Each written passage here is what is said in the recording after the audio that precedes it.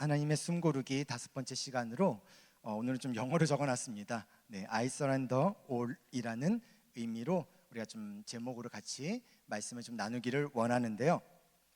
자, 우리가 아까 읽었었던 갈라디아서 2장 20절의 이 말씀을 제가 다른 버전으로 한번 읽어드릴 테니까 한번 자막을 보시면 좋을 것 같습니다. 나는 그리스도와 함께 십자가에 못 박혔습니다. 이제 살고 있는 것은 내가 아닙니다. 그리스도께서 내 안에서 살고 계십니다. 내가 지금 육신 안에 살고 있는 삶은 나를 사랑하셔서 나를 위하여 자기 몸을 내어주신 하나님의 아들을 믿는 믿음 안에서 사는 것입니다. 자, 또 다른 버전 하나를 또 읽어드리도록 하겠습니다. 나는 그리스도와 나를 완전히 동일시했습니다. 정말로 나는 그리스도와 함께 십자가에 못 박혔습니다. 이제 내 자아는 더 이상 내 중심이 아닙니다. 나는 더 이상 여러분에게 이롭게 보이거나 여러분에게서 좋은 평판을 얻고 싶은 마음이 없습니다. 나는 더 이상 하나님께 좋은 평가를 얻어야 한다는 강박관념이 없습니다. 그리스도께서 내 안에서 살고 계십니다. 여러분이 보는 내 삶은 나의 것이 아니라 나를 사랑하시고 나를 위해 자기 목숨을 내어주신 하나님의 아들을 믿는 믿음으로 살아가는 삶입니다. 나는 이 삶을 저버리지 않을 것입니다. 네, 아마 조금 더 쉽게 이해하실 수 있었던 버전이라고 생각을 하는데요. 이 갈라디아서 2장 20절에 있는 말씀을 가지고 오늘 잠시 좀 나누려고 하는데, 오늘 이 말씀은 오늘 주일 낮에 여러분들 나눴었던 말씀의 연장선으로 생각하고 들으시면 될 것 같습니다. 오늘은 제가 한 가지 질문을 할 거고요, 그리고 한 가지 질문에 대한 2가지 답을 나누고 좀 말씀을 좀 마무리하려고 하는데, 자, 첫 번째 질문입니다. 여러분은 예수님이 나의 주님이라고 믿으십니까? 자, 그렇다면 예수님이 나의 주님이란 이 말의 의미가 과연 무엇일까? 다시 한번요. 예수님이 나의 주님이시다라고 했을 때 이 나의 주님이라고 말하는 이 말의 의미가 가지고 있는 것은 무엇일까라는 것을 좀 잠시 생각해 볼 수 있었으면 좋겠는데, 제가 설교를 하면서나 여러 가지 이제 멘트를 하면서 자주 말하는 것 중에 하나가 작은 예수라는 말 기억하세요? 네, 제가 자주 말을 안 했나요? 네, 작은 예수라는 단어를 자주 사용합니다. 저는 그리스도인 이 말을 다른 말로 작은 예수라고 생각하거든요. 그런데 또 이런 단어가 있습니다. 예수 사람. 예수 사람이라는 단어가 있는데 저는 이 단어 또한 되게 좋아합니다. 예수 사람을 한자로 직역하면 주인입니다. 제가 설교문을 작성하다 이렇게 좀 적어봤습니다. 내가 주인, 그런데 나의 주님. 나는 나의 주인, 그리고 나는 주인. 괜찮나요? 이상한가요? 네, 원래 나는 내가 주인이었지만 우리 주님께서 나의 주님이 되어주시고, 그렇기 때문에 그 주님이 나의 주인이 되어주시고, 그래서 이제 나는 주인이다라는 겁니다. 다시 질문 드리겠습니다. 예수님이 나의 주님이라는 이 말의 의미는 무엇으로 생각해 볼 수 있을까? 나의 주님이라는 말의 의미는요, 바로 내 삶의 주인이 바뀌었다라는 뜻입니다. 내가 예수님을 나의 주님을 고백하는 순간 내가 죽고 또한 나의 주님이 사는 것입니다. 예수님을 믿는 순간 내 삶의 주인이 바뀌는 거죠. 우리가 읽었었던 갈라디아서 2장 20절의 말씀에 대해서 C.S. 루이스가 이 말씀에 대해 이렇게 해석을 해놨습니다. 예수께서 사랑으로 나를 정복해 버리셨다. 딱 이 한 줄로 갈라디아서 2장 20절을 요약했습니다. 예수님이 나를 정복해 버린 순간 나는 뭐가 될까요? 나는 예수님의 포로가 되는 거죠. 항복하는 겁니다. 그것이 바로 예수님이 나의 주인이 되어주신, 또 나의 주님이 되어주신 의미라는 겁니다. 우리가 신앙 고백하는 것처럼 예수님은 내 죄를 속량하기 위해 십자가에서 죽으셨습니다. 자, 속량이라는 단어 좀 어려운 단어인데요, 이 속량이라는 단어가 가지고 있는 의미가 무엇일까? 자, 속량이란 너는 내 것이다, 내가 너를 내 아들의 피로 지불하고 되찾았다라는 의미를 가지고 있습니다. 속량은 단순히 값을 치렀다는 의미가 결코 아니고요, 원래 좋은 것으로 되돌려 놓았다라는 의미를 내포하고 있습니다. 다시 말해서 속량은 내 삶의 전 존재가, 나의 모든 삶이 주님 안으로 속하게 된 것, 그리고 깨어졌던 모든 관계들이 아주 좋게, 정말 좋게 회복되어진 것, 그것을 속량이라고 이야기합니다. 갈라디아서 2장 20절은요 이렇게 고백하고 있죠. 나의 죄와 또 죄된 옛사람 모두 어디에요? 십자가에서 예수님과 함께 죽었다라고 말하고 있습니다. 그리고 예수님의 부활과 함께 나도 새 생명을 얻게 됐고요, 그리고 새 사람으로 거듭났다고 말하는 것입니다. 그러므로 이제는 내가 사는 것이 아니라 그리스도로 사는 예수님의 사람, 예수 사람이 된 것입니다. 나의 주님이 나의 주인이 되신 것이죠. 여러분, 그 찬송가 중에 50장 잘 아세요? 이런 찬양인데 이게 주로 이렇게 헌금할 때 많이 쓰였던, 이렇게 불렀던 찬양인데요. 갑자기 음이 생각이 안 나네요. 내게 있는 모든 것을 아낌없이 드리네. 사랑하고 의지하며 주만 따라 살리라. 주께 드리네, 주께 드리네. 사랑하는 구주 앞에 모두 드리네. 다 아시죠? 다 아시는 찬양이죠. 이 찬양 너무 좋은데 이게 헌금송에 갇혀버린 것 같은 느낌이 있어가지고, 그래서 헌금송으로 부르지 않으면 또 잘 안 부르는, 우리가 예배 때 잘 안 부르는 곡으로 이렇게 제외되는 느낌이 좀 있습니다. 후렴을 보면은요, 주께 드리네, 주께 드리네, 주께 드리네, 주께 드리네. 자, 이 부분 단순히 우리가 헌금을 아니면 물질을 드린다는 표현이 결코 아닙니다. 영어 가사는 이렇게 표현되고 있는데요. I surrender all, I surrender all. 무슨 뜻이죠? 모든 것을 포기하겠다는 거예요. 모든 것을 내가 항복하겠다라는 의미예요. 내가 모든 것을 맡기겠다라는 말입니다. 그것이 바로 이 의미예요. 제가 오늘 설교의 제목을 I surrender all이라고 적은 것은 사실 이 이야기 안에서 같이 우리가 말씀을 나누기를 원하기 때문에 그래요. 주님, 내가 주님께 모든 것을 포기합니다. 모든 것을 항복합니다. 내가 주님께 모든 것을 맡깁니다. 주님이 내 삶의 주인이 되시니 내가 모든 것을 드립니다. 이러한 고백이라는 거죠. I surrender all, I surrender all. 제가 왜 이렇게 자꾸 부르는지 아세요? 여러분들 이번 한 주 동안 그냥 무의식 중에 흥얼거리라고 지금 계속 부르고 있는 겁니다. 아마 설교 끝날 때까지 몇 번 더 부를 겁니다. 그래서 여러분들 지나가다가 무슨 찬양이었지? 막 그러면서, 그래서 여러분들의 삶에 매 순간순간마다 내 자신의 중심성이 불끈불끈 올라올 때 주님, 내가 포기하겠습니다. 주님, 내가 항복하겠습니다. 내 자신을, 그런 나를 주님 앞에 맡기겠습니다. 좋죠? I surrender, I surrender. 네, 됐습니다. 네. 자, 미안해요. 내가 음을 못 맞춰줘서. 자, 뭐든 제 노름대로 부르고 있습니다. 여하튼 간에 우리가 내 자신의 어떠한 삶 가운데 내가 선포하고 고백할 수 있는 것들은 사실은 우리의 입술로 고백이 되어져야 되는 것입니다. 그리고 그것이 내 삶에서 어떤 모습으로 나타날 때, 제 안에서는 제가 그런 것을 자주 합니다.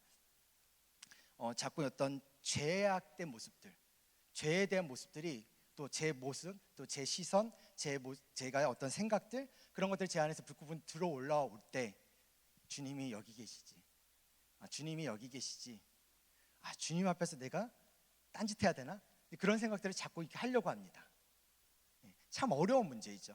우리 주님께서 시험에 들지 않게 기도하라고 말씀하셨던 그 기도처럼 사실은 우리는 끊임없이 우리 안에서 우리 스스로를 바라보며 기도해야 될 내용들이 너무나 많습니다. 그중에 가장 큰 것이 이거죠. 나의 중심성에서 내가 하나님의 중심성으로 바뀌어가는 과정 속에 주님, 내가 모든 것을 주님 앞에 포기합니다. 모든 것을 주님 앞에 항복하겠습니다. 모든 것을 주님께 맡기겠습니다. 이러한 모습이 우리 안에서 고백되어져야 된다라는 것입니다. 단순하게 내가 갖고 있는 물질 주님 앞에 드립니다, 이 개념이 아니라는 것입니다. 우리의 삶, 우리의 인생에서 우리가 포기해야 될 것과 항복해야 될 우리의 모습이 필요하다는 것이죠. 그래서 반주 넣어주시면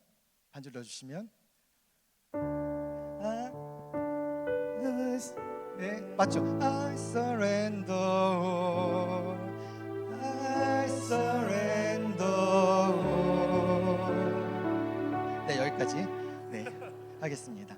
자, 그래서 우리가 조금 첫 번째 기도 제목을 좀 들어봤으면, 같이 좀 나눴으면 좋겠는데, 어떤 기도 제목이냐면요, 주님, 우리 가족 우리 서연이가 예수 그리스도를 나의 주님으로 고백하며 내 삶의 모든 것을 주님께 맡기게 하여 주시옵소서라는 이 기도가 우리 안에 좀 기도로 남았으면 좋겠습니다. 제가 오늘 이 기도 제목을 조금 더 여러분들이 기억을 했으면 좋겠다 싶어서 문장의 반 이상을 똑같이 만들었습니다. 그러니까 앞에 부분에 딱 그 가운데 부분만 기억하시면 되지 않을까라는 생각이 들어요. 일단 첫 번째 기도 제목 아까 뭐였죠? 예수 그리스도를 나의 주님으로 고백하며 내 삶의 모든 것을 주님께 맡기게 하옵소서.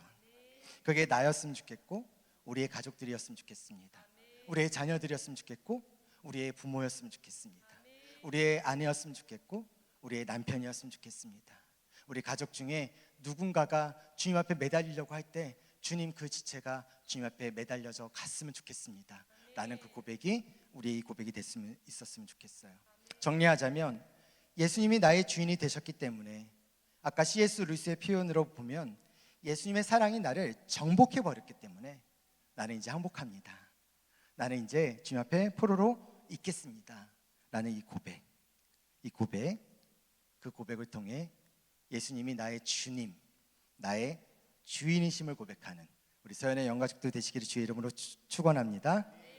자, 아까 제가 나의 주님이라는 말의 의미를 내 안에서 변화되어져 가는 것, 그리고 내가 I surrender all, 내가 모든 것을 포기하고 모든 것을 항복한다라는 것으로 말씀을 드렸습니다. 자, 그렇다면 이 내용의 이 답 안에서 우리가 두 가지를 생각해 볼 수 있었으면 좋겠어요. 첫 번째, 예수님이 나의 주님일 때 뭐가 바뀐다? 삶의 목적이 변화된다라는 겁니다. 자, 예수님이 나의 주님, 나의 주인이 되시면 어떤 변화가 일어날까? 그것은 가장 먼저 내가 살아가야 할 삶의 목적이 바뀌게 된다는 거예요. 이것을 저는 뭐라고 표현하냐면 사명이 주어졌다라고 표현하고 있습니다. 제가 오늘 낮에 설교를 통해서 그리스도인이라면 하나님이 주인이시고 나는 죄인이라서 예수님이 나의 죄를 속량하셨기에 나는 예수님을 나의 주인으로 영접해야 한다고 말씀드렸습니다. 거기서부터가 시작이고 출발점이라고 말씀을 드렸었어요. 자, 그처럼 그리스도인은 삶의 목적이 변한 상태인 겁니다. 삶의 목적이 변하면 삶의 방식이 바뀌게 됩니다. 자, 어떻게 바뀌게 되냐? 나의 새로운 주인이신 예수님을 따라서 하나님의 뜻과 그리고 하나님의 기준대로 살아가려고 한다는 것이죠. 예수님을 정말 신뢰한다면 그분의 말씀에 순종하며 따르게 되는 것은 아마 자명한 일일 것입니다. 이것을 터닝 포인트라고 말합니다. 출발점으로 인해서 시작이 되어졌을 때 우리의 삶에는 반드시 그런 터닝 포인트, 분기점이 나타나게 된다는 것이죠. 우리가 예수님을 만났다는 것, 그리고 그리스도인이 되었다는 것은 터닝 포인트이고자 또한 삶의 목적이 변한 시점을 말할 수 있습니다. 예전에 제 삶을 좀 돌아보면 만족함이 참 없었던 것들이 너무 많았던 것 같아요. 왜 그렇게 만족감이 없었냐라고 얘기를 했을 때 내 삶에 내 마음대로 되지 않았기 때문에 가졌던 어떠한 모습들, 뭔가 내 인생이 내가 원하는 데 움직여지지 않는 것들을 바라보면서 그냥 답답한 거죠.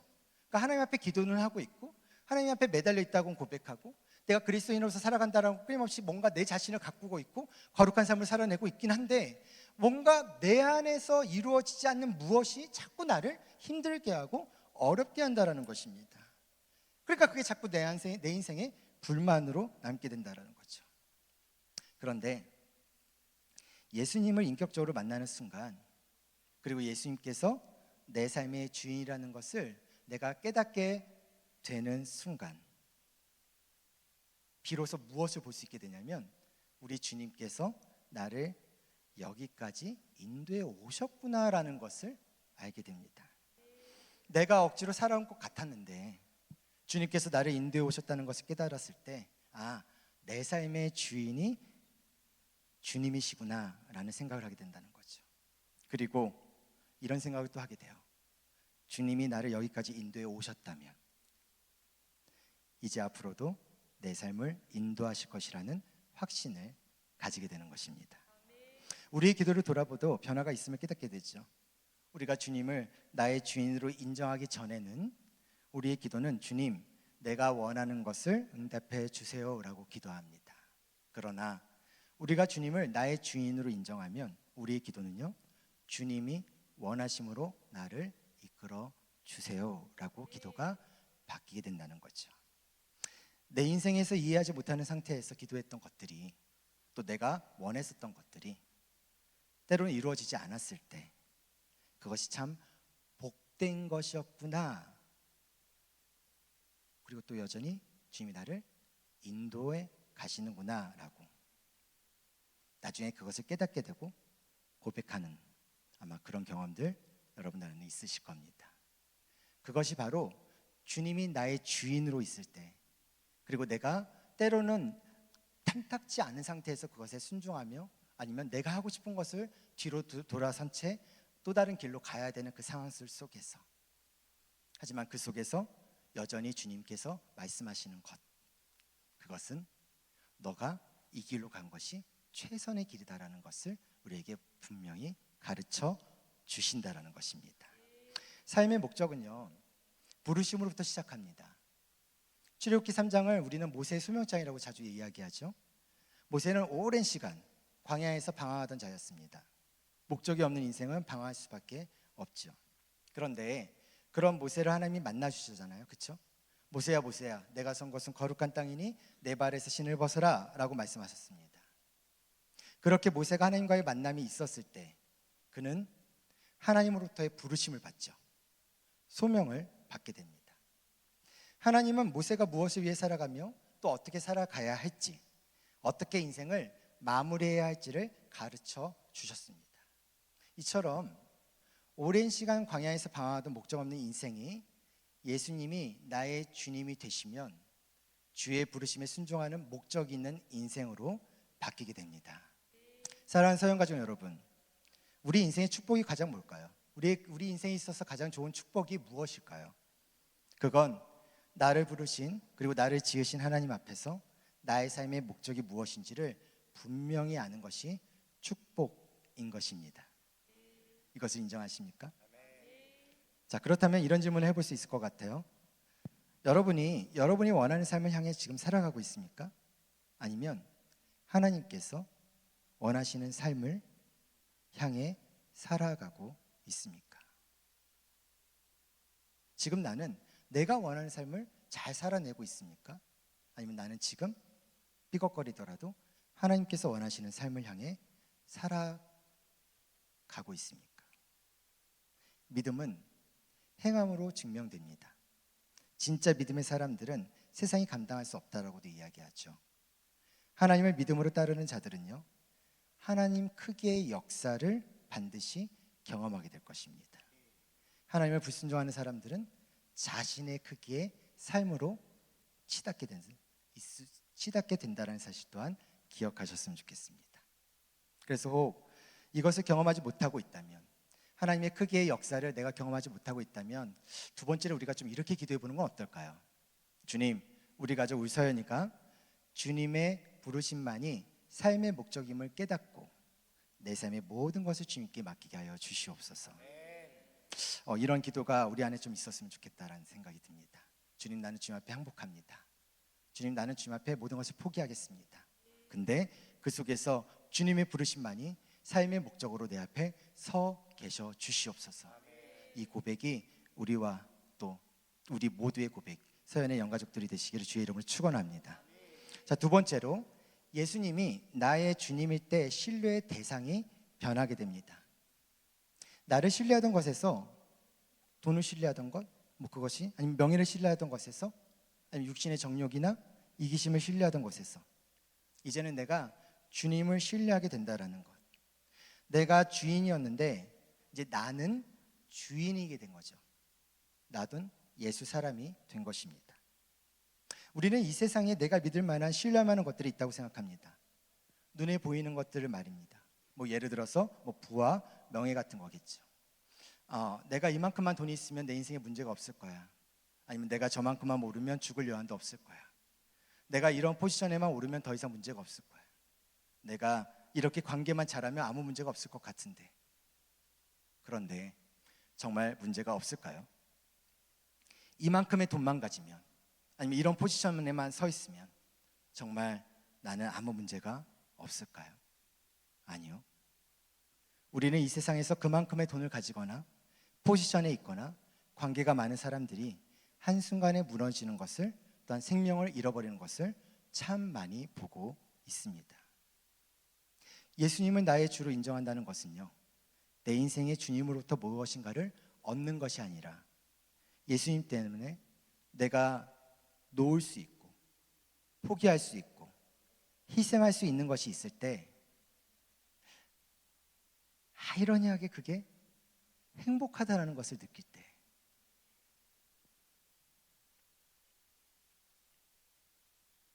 그렇게 될 때 예수님은 나의 주인이시라는 고백은요, 전적인 예수님에 대한 신뢰가 있어야 가능하게 되는 것입니다.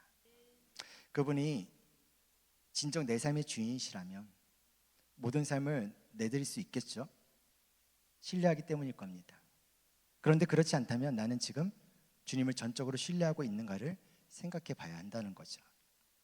주님에 대한 나의 신뢰를 고민할 때 우리가 바라봐야 할 것은 무엇일까?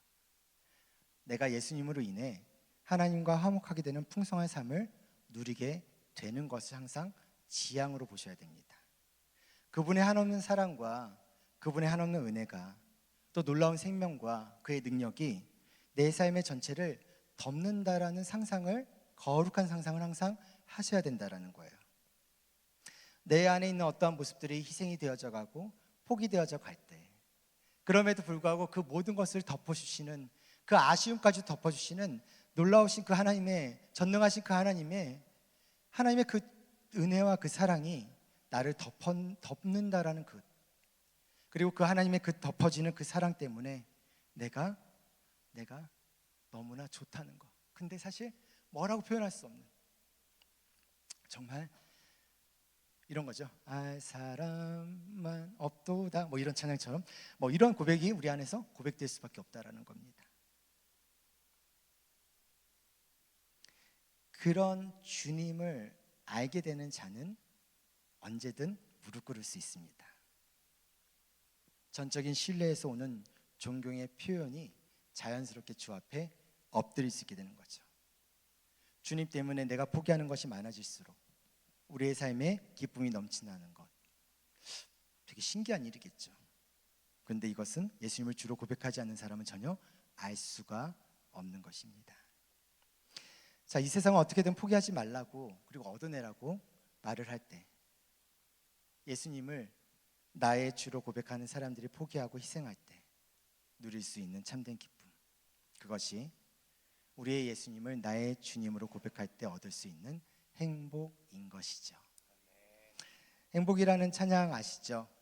화려하지 않아도 정결하게 사는 삶, 가진 것이 적어도 감사하며 사는 삶, 내게 주신 작은 힘 나눠주며 사는 삶, 이것이 나의 삶의 행복이라오.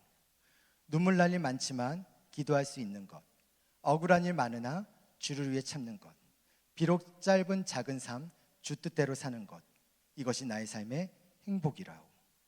이것이 행복이라오. 세상은 알 수 없는 하나님의 선물, 이것이 행복이라오. 하나님의 자녀로 살아가는 것, 이것이 행복이라오. 니체는 그리스도인들을 싫어했습니다.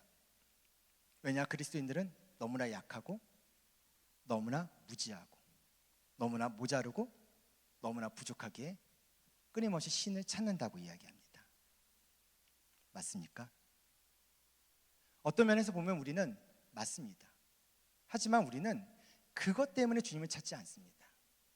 그 시간들이 지나가면 우리는 주님 안에서 있는 풍성한 삶의 모습들이 더 채워지는 것들을 경험함으로 말미암아 하나님의 무한하신 그 사랑의 은혜와 그것들이 내 삶의 모든 것들을 덮어짐으로 말미암아 우리는 그때부터는 비로소 내 자신의 연약함, 아니요, 그것을 뛰어넘습니다. 내가 무엇인가 가지고 있든 아무것도 필요가 없습니다. 내가 그 안에 들어갈 수만 있다면, 그것이 내 삶의 행복이라면, 그리고 그 삶에서 살아내는 것이 행복이라면 어떤 것이든 상관이 없다라는 것, 그 안에서 자족할 수 있다는 것, 일체의 비결을 배워가는 과정들이 바로 나의 주님일 때, 예수님이 나의 주님일 때, 그리고 그것을 우리가 인정하고 고백할 때 우리의 삶에서 경험할 수 있는 삶의 방식이라는 것입니다. 그래서 우리가 좀 나 자신과 가족들을 위해서 좀 이렇게 좀 기도해 봤으면 좋겠는데요. 세 번째입니다. 주님, 우리 가족 울서연이가 평생 주님만 신뢰하며 참 행복을 누림으로 내 삶의 모든 것을 주님께 맡기게 하여 주시옵소서. 평생 주님만 신뢰하며 참 행복을 누리는 삶, 어떤 상황이든지 평생 주님을 신뢰할 수 있는 삶. 여러분들의 자녀들이 여러분들을 신뢰하십니까? 여러분들의 자녀들이 여러분들을 신뢰하십니까?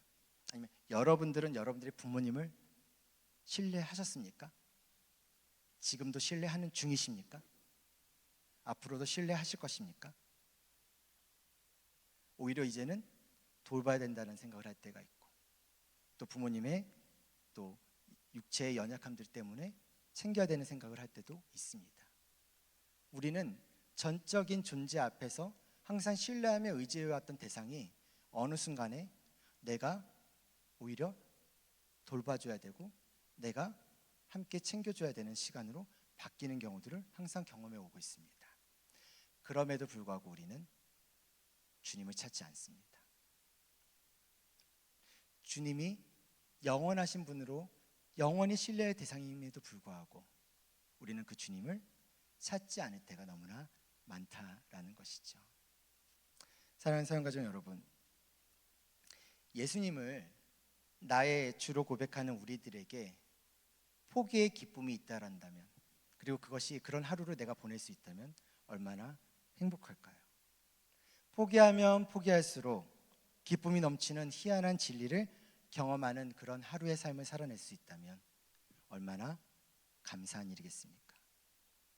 주되심의 고백 안에서 우리를 완전한 은혜로 이끄신 하나님을 경험하는 하루, 그런 은혜 위에 은혜가 끊임없이 밀려오는 그런 하루를 내가 경험할 수 있다면, 내가 원하는 삶의 방식이 아닌 하나님이 원하시는 삶의 방식으로 내가 그것을 인정하고 그 발걸음을 한 걸음 한 걸음 내딛고 나아가며 희한하게